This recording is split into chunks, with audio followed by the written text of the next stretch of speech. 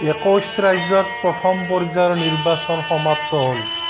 গেৰুৱা শিবিৰ আৰু গুজৰাট গেং আতংকিত।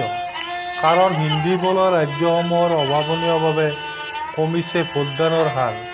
যোৱা 2019 নিৰ্বাচনত হিন্দী বলৰ 5 ৰাজ্যত উৎকৃষ্ট ফলাফলে বিজেপি আৰু গুজৰাট গেঙক দিল্লীত ক্ষমতাধীষ্ঠ কৰিছিল।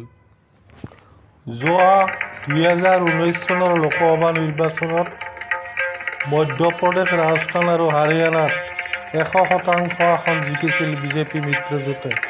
তাৰোপৰি উত্তৰ প্ৰদেশৰ 80খন আসনৰ ভিতৰত 64খন, বিহাৰৰ 40খন আসনৰ ভিতৰত 39খন, মহাৰাষ্ট্ৰৰ 80খন আসনৰ ভিতৰত 42খন আৰু পশ্চিম বংগৰ 42খন আসনৰ ভিতৰত 18খনেই লাভ কৰিছিল বিজেপি।